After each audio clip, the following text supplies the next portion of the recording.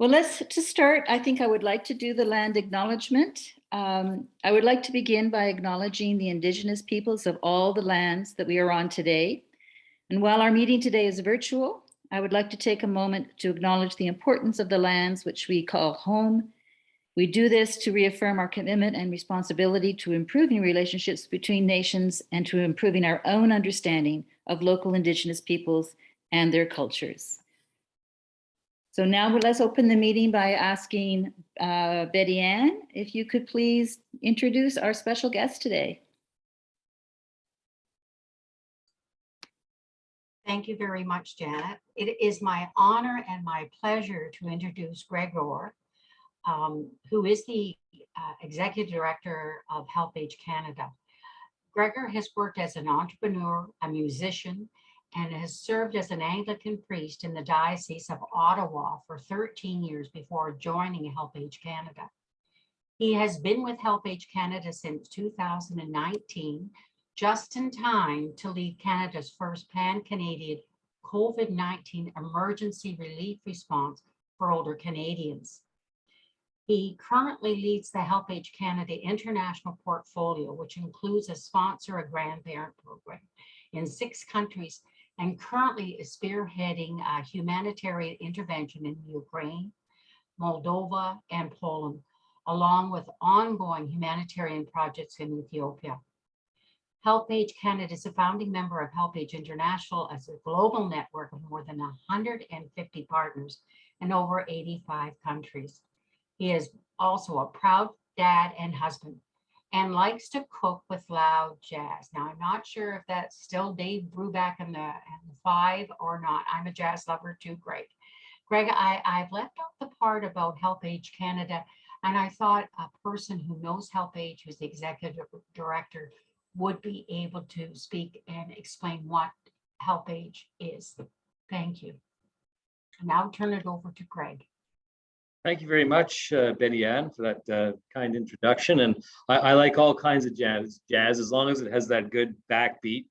I'm good to go. If you can swing your hips, I'm ready to cook. And I'd also like to welcome Hamza Ansari, who's just joined us. He's literally just come in from the train from Ancaster, Hamilton. He's our brand new lead for global partnerships. Welcome, Hamza. Thank you very much. Good afternoon, and it's a pleasure to be with everyone. Thank you. So Hamza will be right off we just picked him up. He's got his fresh new computer, and so he's joining us today. So thanks for being with us, Hamza. And thank you to all of you at GRAN for the amazing, inspiring work you do. I love seeing your posts come through on Facebook and social media, and it's just a real privilege to be with you today and share a little bit about HelpAge Canada. So I do have a little slideshow here, and I'm so excited about HelpAge that this slideshow is so long. I had our Wendy, our marketing and operations manager, has been working on it all day to help put it together, but the file was so big with so many videos and photos that it kept on crashing. So we've had to kind of curtail it a little bit, and I'm going to move through some parts fairly quickly as an introduction, and there are some videos and lots of photos, and I'll tell you all about what we do. So I'm just got to find here the right file here. There we are. Okay. All right. Okay.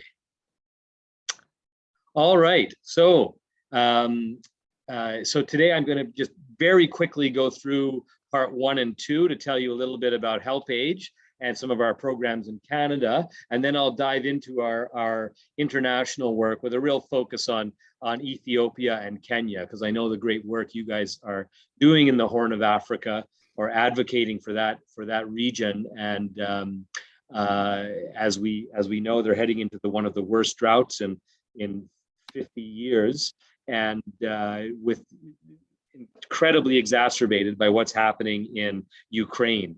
As you know, at least half of all of the grain to Africa comes from Ukraine and Russia, and the Horn of Africa in particular has even more. It could be as high as 60 to 70% of their imports. So it's a disaster.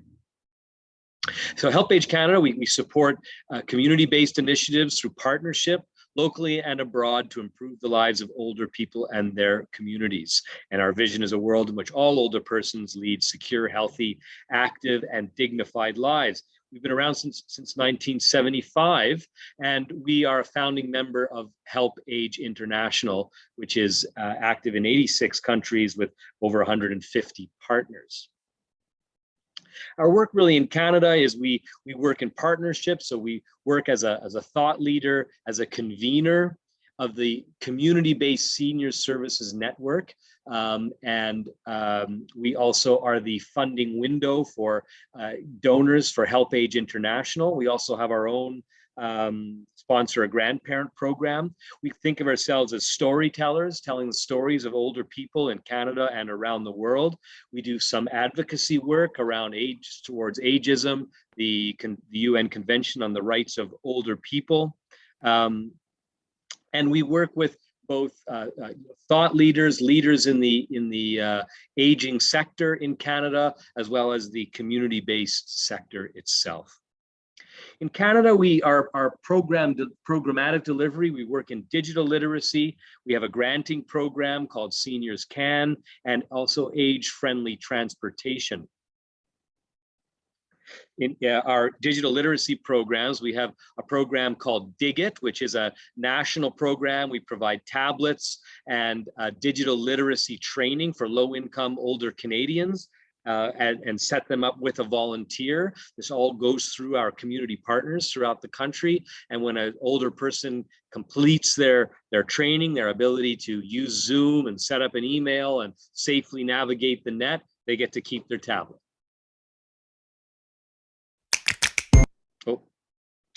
We also have a Connected Elders and Youth program in Nunavut, which is we train youth to be digital mentors for older people in their communities, and we provide tablets as well, and it's the same kind of program. And there's some really interesting apps that they have up there, including an app that through satellite measures the depth of the ice at the flow edge where the hunting happens. So it's a real unique Canadian expression. We also serve as a backbone for some projects in British Columbia through United Way of BC. Our Seniors Can grants, these are grants really addressing isolation and loneliness, particularly of low income and underserved Canadians. We have well-being grants providing accessibility and mobility, communications devices for older people, innovative programming for communities to deliver programs that address isolation and loneliness, emergency relief grants. We were Canada's first national responder in COVID-19 for older people, and the Men's Sheds program, which is a really neat program that I'd love to tell you about sometime. Fast Track was we called it a funding accelerator. We did an international scan of age-friendly transportation solutions around the world. And in Canada, we had a project where municipalities and rural and urban communities were invited to send their solutions to age-friendly transportation. We had close to 200 submissions, and we awarded 6 different groups, really identifying scalable and repeatable transportation solutions. So we're looking forward to taking that into our Fast Track 2.0. Our international programs, as I mentioned, we have a sponsor a grandparent program where we match a Canadian donor with an older person in one of 6 countries. And we have community partners in each of these countries. So it could be a care home, it could be in Jamaica, for example. Many of our partners is the Salvation Army, and so on, who are caring for older people, and they help us deliver the support to the older people that is sponsored through the Canadian donor. We also are the funding window, as I mentioned, for HelpAge International. So any humanitarian and development work overseas, Canadian donors, including Global Affairs Canada and currently the Canada-Ukraine Foundation, they support us. That's our role for HelpAge internationally. And of course, we're involved as a thought leader with HelpAge International in advocacy work, particularly around bringing voice to older people, the UN Convention on the Rights of Older People, etc. Okay, I'll just catch my breath there. I wondered, did anyone have any quick questions? Because the real meat of the presentation is coming now, but did anyone have anything in particular around our Canadian programs that I might offer a clarification on? Thanks, Gregor. Janet here. I think what we normally do is ask people to put their questions in the chat box. So we're monitoring that for you, and we can bring some questions to you as they're entered. Sounds great. Super. So I'm going to be presenting to you largely around a trip I had in October to both Ethiopia and Kenya. As well, at the end, I'll give you an update of what we're doing in Ukraine, and as well as a trip that I did to Jamaica this past February. So we are a partner of Global Affairs Canada. This is our third year of our work in Ethiopia. We've just completed 2 years in Gambela, which you can see on the map here. We were working in 6 refugee camps, largely of South Sudanese refugees, and in the host communities. It was roughly 52,000 recipients of older people and people with special needs. This year, now it's just underway, we are operating a similar project in this region here, Benishangul Gumuz, with internally displaced people out of the Tigray crisis that happened that you may recall, that really actually started just as my plane left Ethiopia. And so we are shifting gears to work in that region. So this was the title of the project. This man's name is Tekale, and he was the lead project officer on the ground there in Gambela. And it was an integrated response to address health, nutrition, and protection needs of older people and people with special needs in Gambela. So there's their team there delivering the programs, and I just had such a privilege to be with them. So this is us driving through a camp. There you can see this is what life has been like for 3 to 7 years for many people here. Some people, young people, children, have never known any other location. These are women coming. The UNHCR delivers food, often maize, and they've gone to collect their maize for their weekly meals. These are homes there in the camp. And again, women carrying their, you often see in the camps, it's women that are doing most of the labor and work. And here they are doing their thing. So this is us when we arrive at a camp. I believe this was the Jui refugee camp. And they'd been waiting for us all day in the sun to arrive for me, who was coming. This was on the International Day of Older People, actually.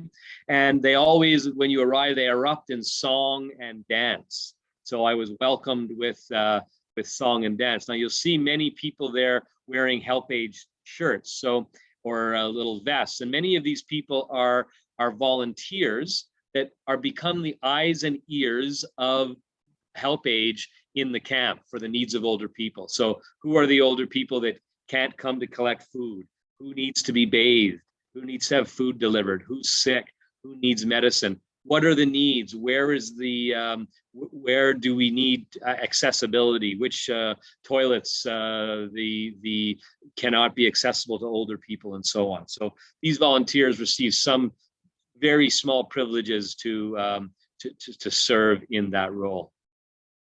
And I think I have a little video here of this is when I'm arriving at the camp.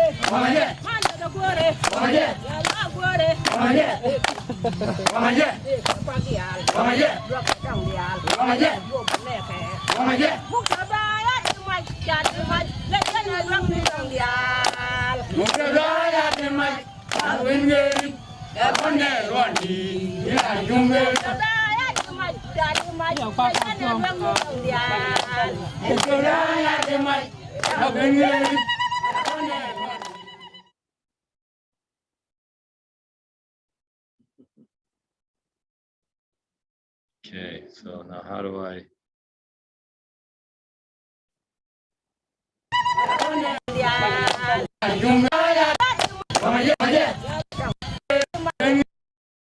Sorry there, I'm just trying to get back to the presentation here.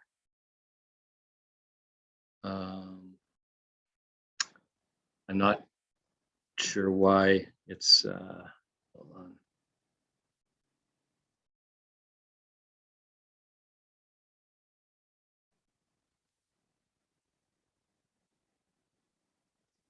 Just 1 minute.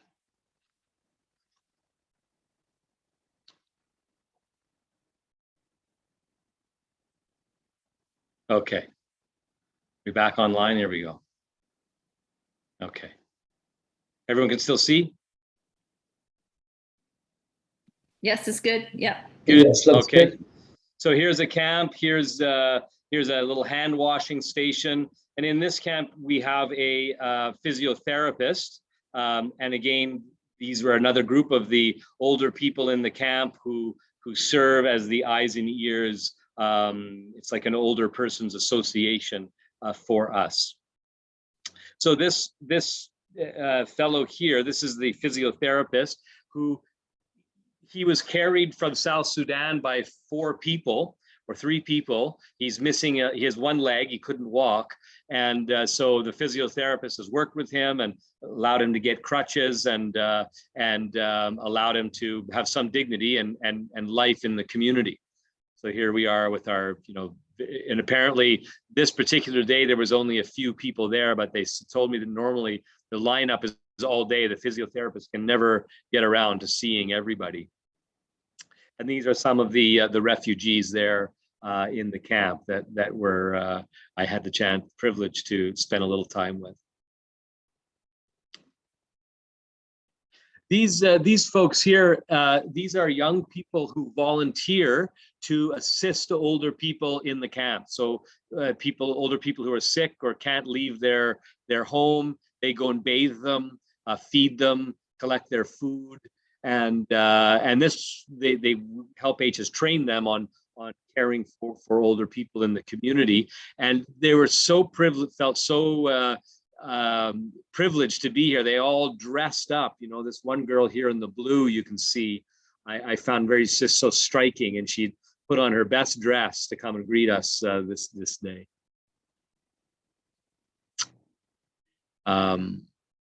This video, which I think will just keep moving, is he's telling us a little bit about his experience of having to leave the camp. Well, we'll play it with that.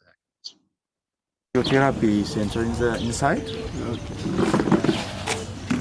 And in addition to the compliant desk, we have also the listening box, which is who have literacy status and they can read and write. They have an option to also put their complaint in the box, so the committee can open and with our project officers. The project officer give feedback based on the non-sensitive complaints, or sensitive one immediately report to the office based on the channels. These are the Older People Association, which is elected from the older people living Guinyele refugee camp. They are just being a voice for the rest of the refugee older people. So the numbers are 51 actually. So they are a bridge for us for the project implementation time. So they assist us like community mobilization, awareness raising on the older people agendas for the rest of the community and also the whole entire refugee. Okay. And also they identify those older people who have critical problem, and together with our projects staff, so they made a referral to the service areas because there are different partners who are providing different service rather than those service we are not providing. So we are linking their problems and liaising with other humanitarian partners. Today I'm doing the pre-fitting exercises to fit for the prosthetic fitting or artificial leg fitting. This will be in Addis Ababa. For that, we are started already communication with prosthetic orthotic centers in Addis Ababa to refer as a fire referral. But before that, the residual limb will be standing will be okay for the fitting. We are doing pre-fitting exercises. For that, he come 2 times, 1 times per week, and we can instruct him to some strengthening exercises for the stand, and we can check the healthy of overall the status of the person. Okay, Yeah. excellent.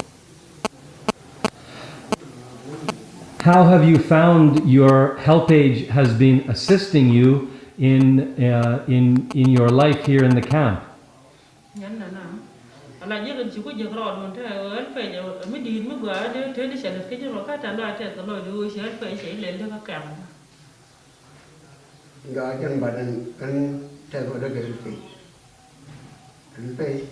Badan gua apa nih senang nih, karain diri sih kadang gitu, mak kaparan datang, mereka suka itu, ini mau karain, macam orang itu.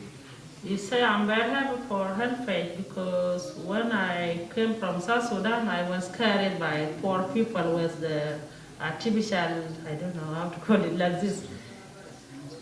So when I come to Munyan camp, artificial stretcher. So now when I come here to camp, I was provided this crutch, by HelpAge. Now I'm walking by myself. Which means I'm very for HelpAge now for this walking stick, and also the exercise that the rehabilitation officer showing me to do. But my health now, it is very good, more than before. I'm happy with HelpAge. Thank you.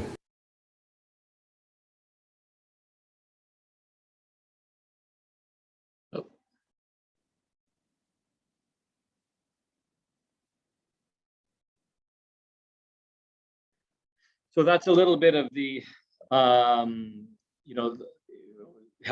snapshot into what's happening down in Gambella.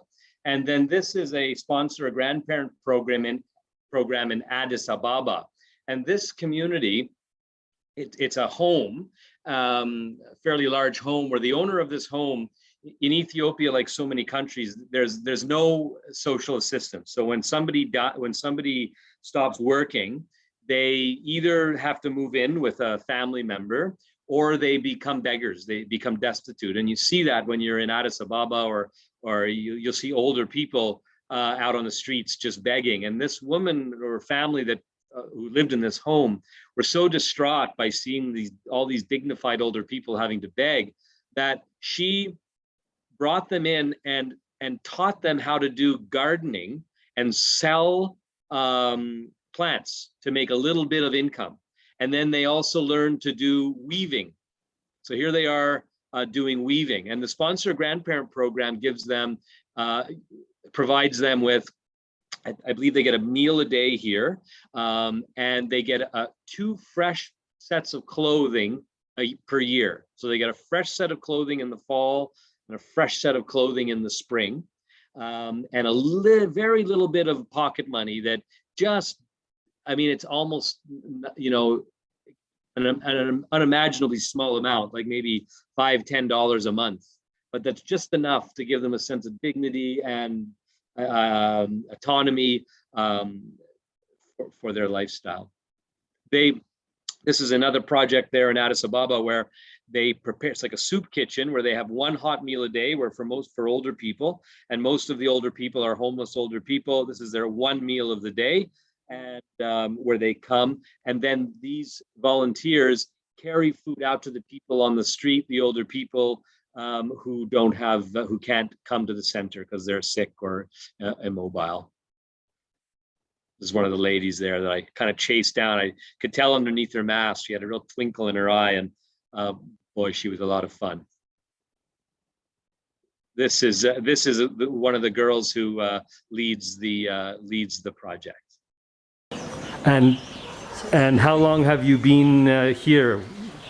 3 years now, but I volunteered for like, I don't know, 5-6 years before I even graduated. Really? Even graduated high school. Wow. So way before that. So I graduated college, then I started working here. Uh-huh. And what do you like about working here? Just the whole idea of it. It's not just let's feed elders, let's just help them, they are helpless, but rather they can do more, and they have a lot to provide for the youngsters, and they have a lot to provide because they have many knowledge that's not written yet on whatever, so they have a lot to provide. So it made me saw there's no ending to human life. Like, they can be old, yet they can be productive, and they really have so much to teach us. So I love the place, and I love the staff I work with. Everybody's so positive, and we can negotiate all day long, but it's like out of positivity. There's no negativity. I love the work environment. I'm doing my master's now, so still I'm gonna probably be here. So wow. I love working here. I love it when I volunteer, and it's nothing less when I work as a staff member.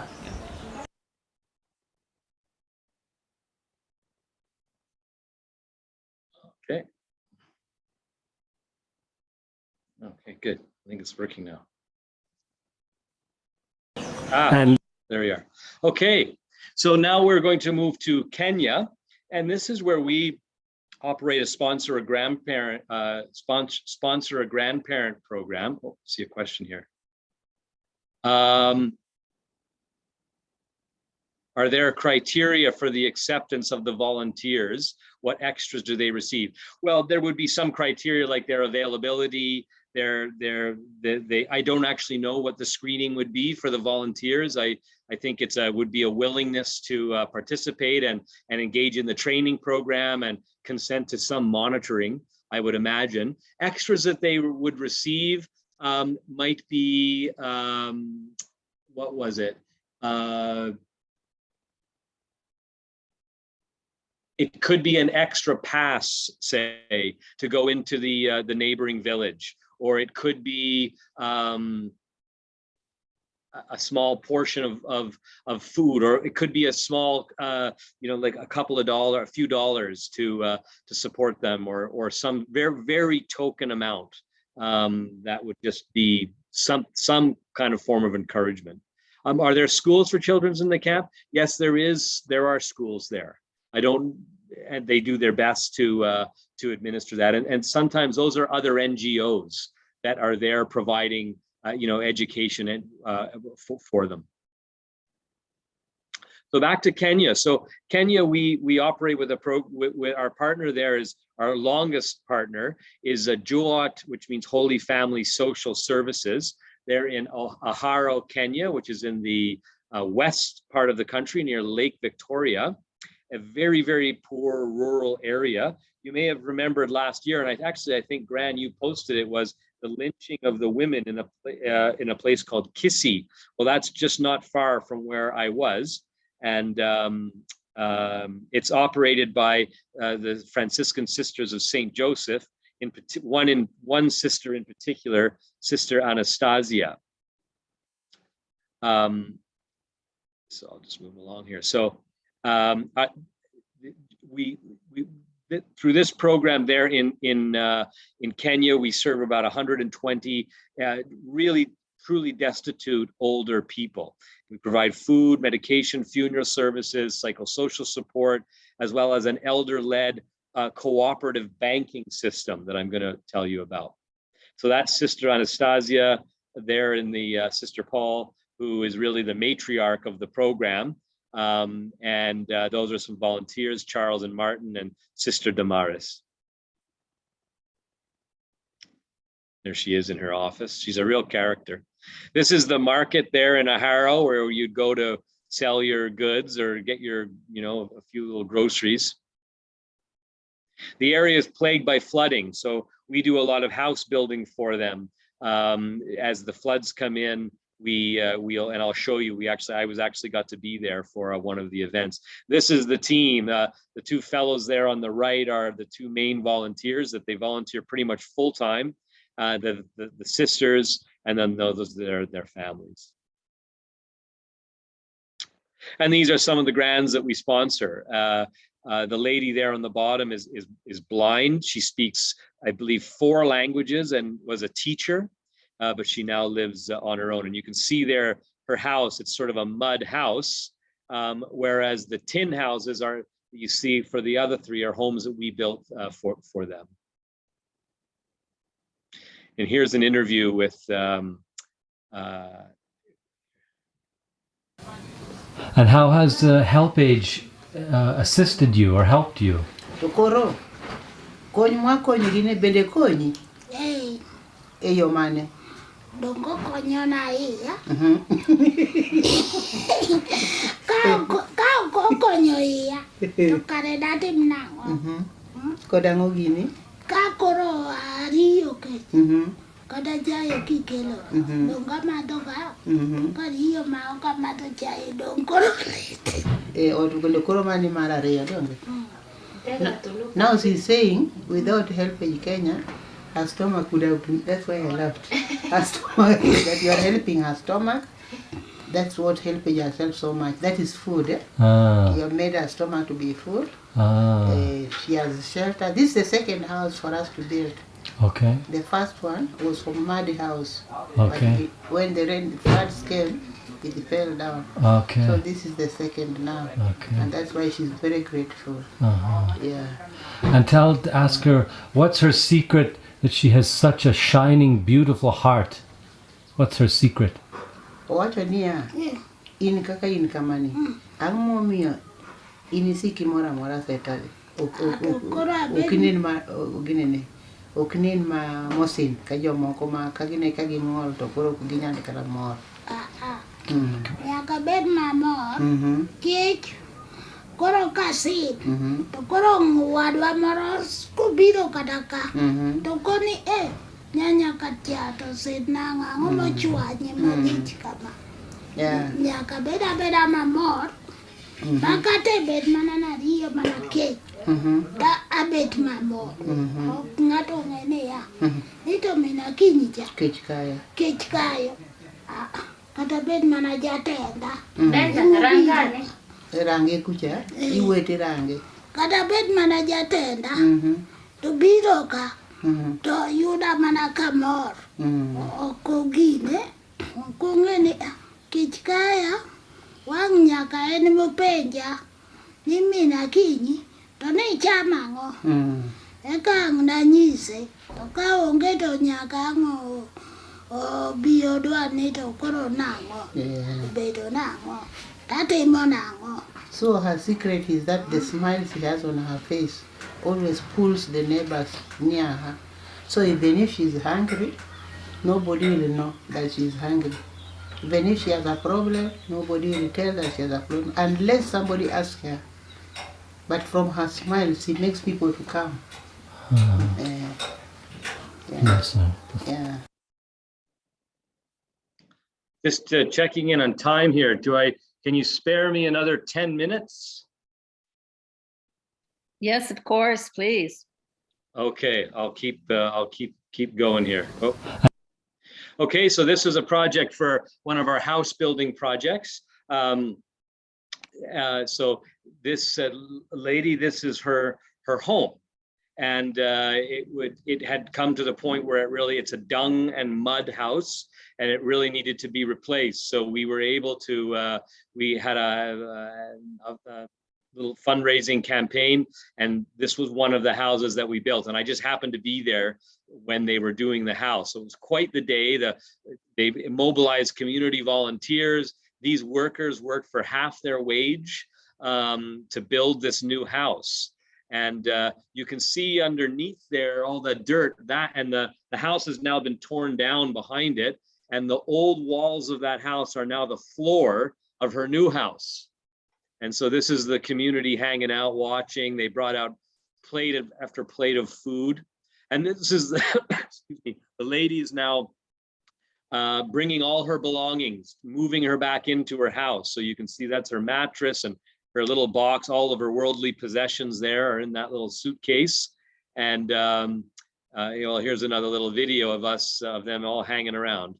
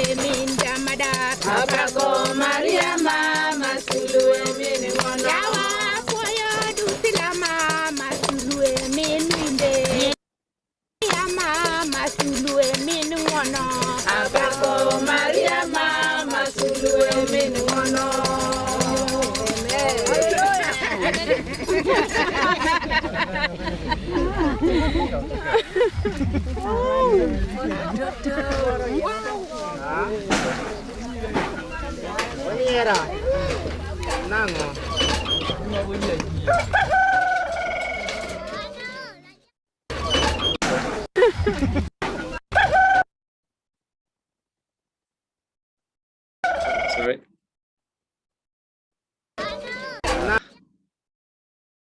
There we go. Okay, this is the table banking. I'll go through fairly quickly through this one. So this one, there's created 30 groups of 10 people each. And what they do is they contribute a little bit of money every week, just whatever they can afford.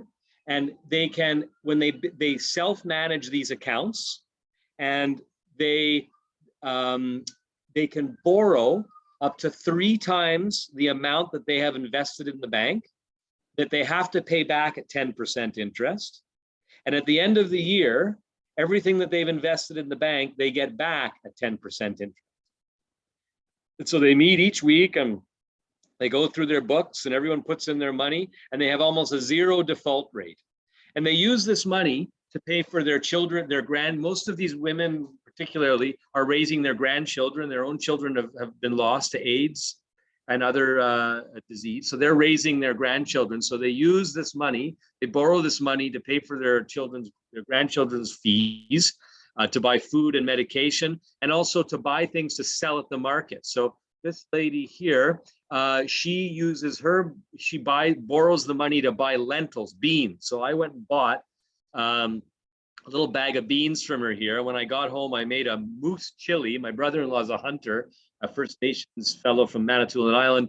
And so I made a moose chili with her beans and sent her a picture. I wish I could have eaten it with her, but, and this lady here sells yams at the market.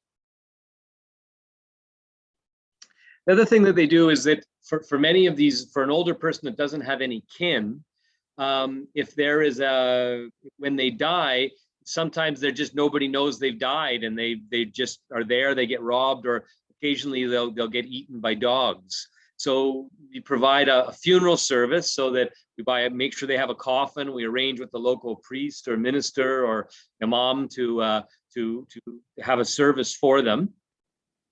So and I had this incredible experience one day of going to participate in collecting the body and driving through the streets of Ahero and the villages with all of these singers singing and chanting as we picked up the body and went and had a real funeral with singing and a big feast. They slaughtered a bull. And so I think there's even a little video here of us. Yes, this was, yeah, here we go. Rest in peace, Okelo Odene.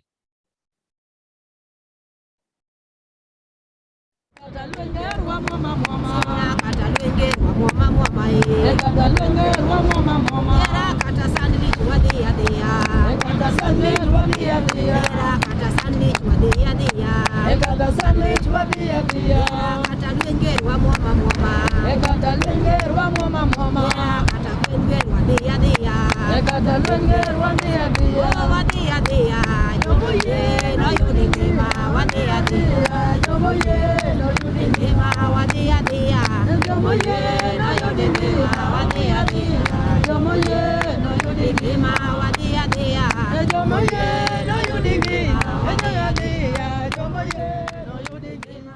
You know, it was amazing. You know, my background, as we mentioned, in theology, was you know, this person, a life of suffering and poverty, being driven out, whereas we're heading east with the sun rising, blinding sun, heading east, being sung to his glory, and you know, concluding this chapter of his life with such dignity was, I have to say, a very moving experience.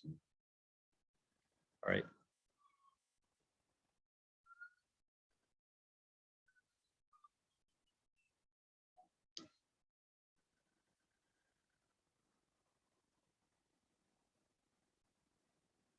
So, and a project that we're doing right now, that's here, the community purchased 4 acres of land that they use to harvest for basically a lot of maize and lentils to feed the 120 older people in their care. And so we're now in the process of oh, I don't want to show that. It's just a video, a promo where we're looking to fundraise to get them a tractor. They've asked for a tractor to help them to harvest the land, obviously, but also to lease it out to other farmers in the community as an income generating project. Now, I just had to show you this school because, you know, this is operated by one of the sisters there in the compound where HelpAge is located. And they wanted to bring me for a tour of this school. They wanted to take me to the school. And I thought, oh, well, I'm going to go and you know, sneak into a couple of classrooms, take a couple of shots. Well, the whole school assembled, 2,000 of the most well-behaved kids I've ever seen. And they put on this show, presentation after presentation. The average class size is 150 students. That's per teacher. And this is one of the best schools in the area. And there's a teacher marking his books. And I have some wonderful video footage of this visit that I'd love to share with you sometime. So cute. Briefly, our project in Ukraine, we have been there since 2014. Before the conflict started, we had 250 staff and volunteers. We've been identified by UNHCR as one of 5 NGOs that are really leading the intervention there, both humanitarian relief in food and non-food items, water, nutrition, protection for all people. But now we're again moving towards really supporting the needs of older people in that area. It's one of the countries that 1 in 4 people are over the age of 65, over the age of 60 already, and I believe it's 1 in 3 people in need of humanitarian aid in Ukraine are older people. A rapid needs assessment recently in the eastern part of Ukraine was many of them don't want to leave. They just refuse to leave. They want to age at home, just like we all do. They need food assistance and hygiene items, etc., which we are delivering as best we can. It's tremendously difficult at the moment, as our staff are in bomb shelters at night with sirens and doing the best they can. But it's been a miraculous story for the last several years in eastern Ukraine. Many older people living along the line of contact, some of them even in old abandoned train cars. And they would go off into the forest to cut wood that's all full of mines.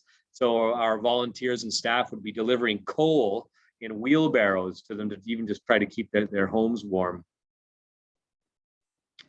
So yes, as I mentioned, HelpAge was just very uniquely placed in this circumstance. It's kind of a once in a lifetime moment for HelpAge, just being so present where there's been, there aren't many NGOs, and we just happen to have been there, as well as in Moldova, working in gender-based violence with older people. So we've been very well positioned to be able to provide a strong response.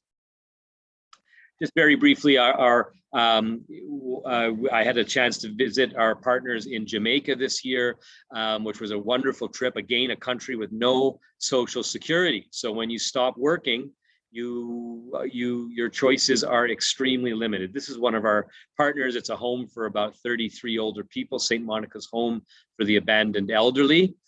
these folks here are in some of our sponsored grants in Kingston itself.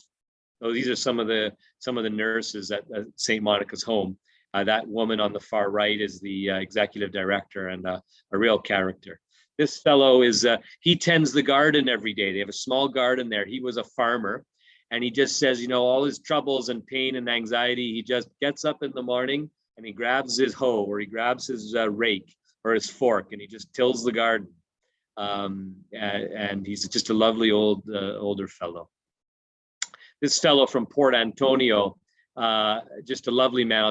I just got to play just a very short little clip of Lawrence. So William Lawrence. So my name's Gregor. Yes, I'm Lawrence, William Lawrence. That's right, William. My son's name is William. Actually, it's James William. Okay. And I'm James too. James, actually. Junior, so he's Junior. Pardon? He's Junior. That's right. That's right. But we call him Will. Well, that's what they call me. Some people call me Will. Is that right? Yeah. You know, he plays video games. You know, video games. And he's really bad at it. He's really just can never get the shooting in. So they call him No Kill Will. Yeah. Yes. So we're taking some photos today and some videos. So, good. Yeah, well, that's a great skill. Oh yeah, here, hold on. Sorry, I'm just gonna try to catch a little snippet. Leaving school, I returned to my father here, and then that's where he asked me what trade I would like to do. So I took what I could manage, that is repairing of shoes. Repair of shoes? Repair of shoes. Up to now I still do a little of that. You know? You still do? Still do a little of that. Oh, really? That's excellent. Because you see, I'm sitting, so I'm able to use the hands to do. You can use your hands. Yes. So you know, these shoes are the best shoes that you. So he's a disabled man who can't walk. He has a walker. He's never had the use of his legs. So he does all the stitching of shoes with his arms. And he's the most lovely guy, but he's got glaucoma, and he doesn't have the 800 Canadian dollars to have his eyes attended to. So he's going blind now, and just heartbreaking, but full of joy and just such a privilege to experience the spirit and the vitality of such people. I tell you, it was the most. These trips have been the most privileged and wonderful experiences of my life, I have to say.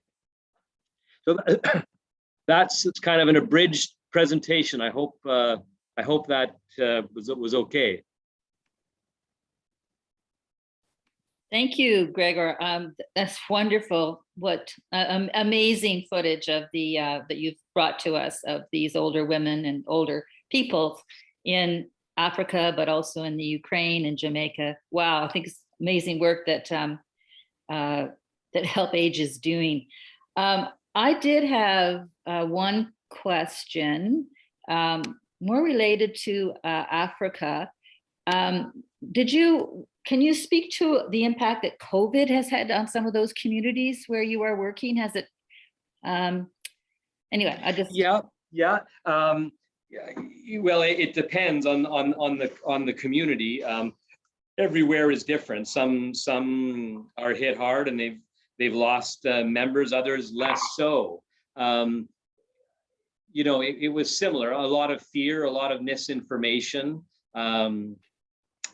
Funnily enough, in that area of Kenya, it didn't seem to have been hit as hard as other places, which was fortunate. So Ethiopia, again, even in the refugee camps, they had masks, but for whatever reason, COVID didn't have the same devastating effect in those areas. Although obviously it was a concern, and as you saw, providing PPE and sanitary wash stations and so on has always been important. I do notice also a question in here about violence against older people, especially women. And yes, now I have to say that we are engaged in a phenomenon where and this is true also for your other question, is that we just don't have data on older people in most middle and third world countries. It's not disaggregated data. So that's one of the big issues that we call out in terms of ageism and how we have to do a better job, is that they're invisible. You know, it's of course it's important to help lactating women and children, and of course we should be doing that. But older people are almost always overlooked as if they're not there. And really, HelpAge is the international organization with the technical expertise that engages and advocates for older people in the camps. I have other video footage of speaking to older people and saying, you know, they kept on pulling their skin as they're talking to show me how skinny they are, how they need more food. They can't digest the food, much of the food. So we would advocate for, you know, we need more milk powder for the older people because they can't digest some of the maize or lentils and so on that food providers are providing. So that's certainly the case, that disaggregated data and inability to really know the effects of COVID among older populations is true, but that also is true for gender-based violence. And it definitely is a big deal. Women, as you know, experience tremendous violence in the camps, and older women are just as much a part of that. You know, if you can imagine that as a woman, you can't really go to the bathroom in a camp. You know, the consequences are so great unless you go together with a group or you go with some male uncles or cousins or family members to assist you and accompany you. And not listening to older people's voice. There isn't an opportunity for them to raise their concerns, their needs for medicine, and also from an ethnocultural perspective.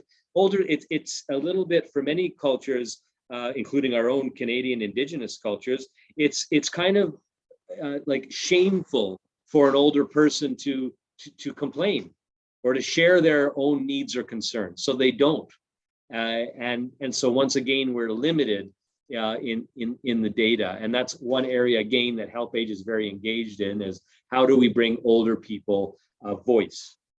In fact, we just did a project this year on Manitoulin Island for the UN Decade of Healthy Aging, where we had Manitoulin Island, 8 elders made their own movie.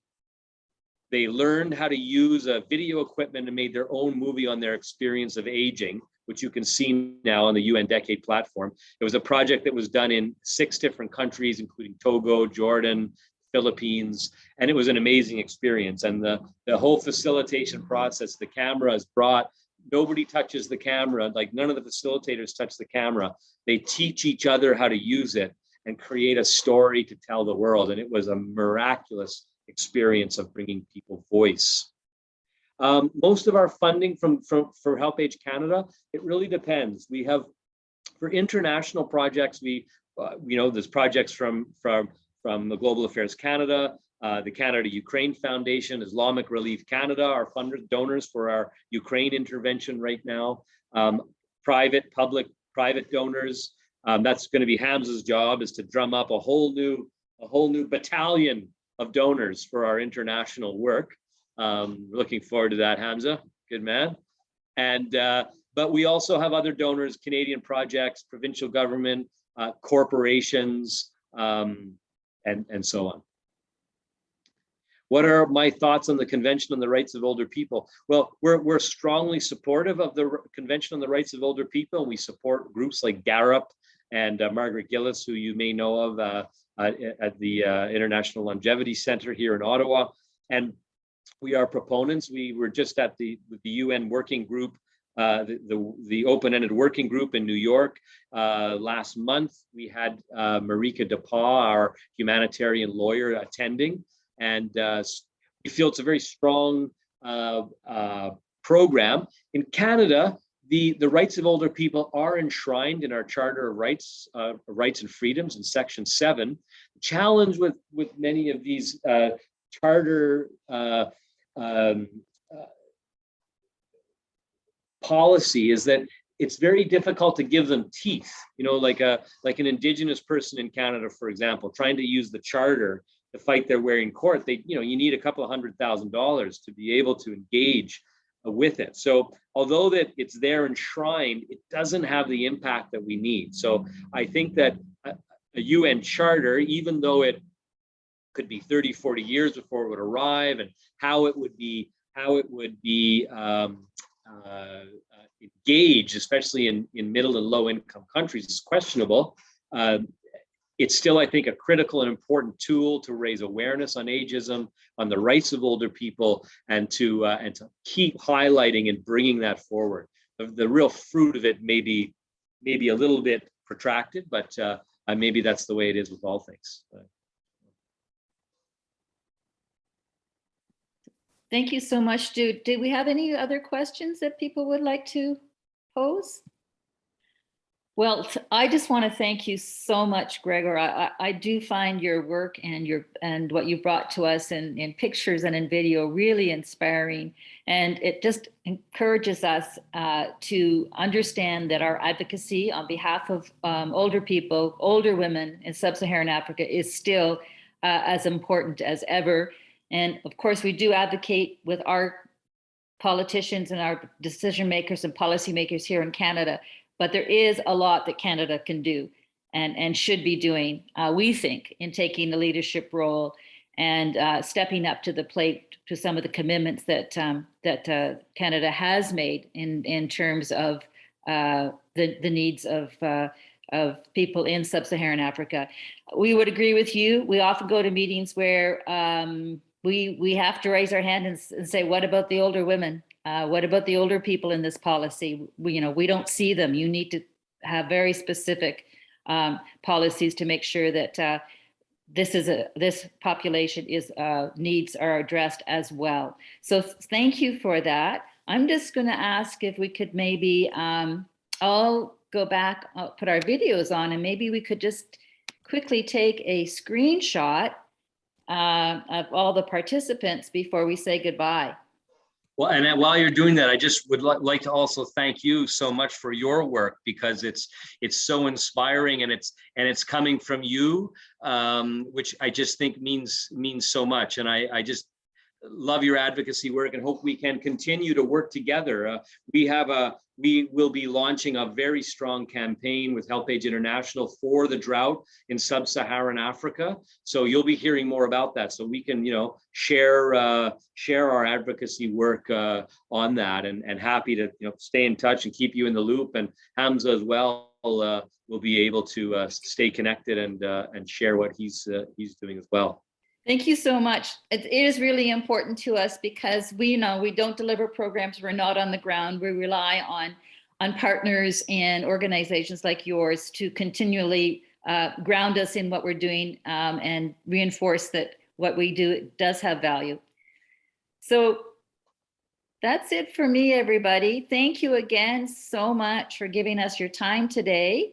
And we will all say bye-bye for now. Okay, take care. Take care, Keep up the faith. Keep up the good fight. And thank you, Greg. Bye-bye. Goodbye. Just doing one more screenshot.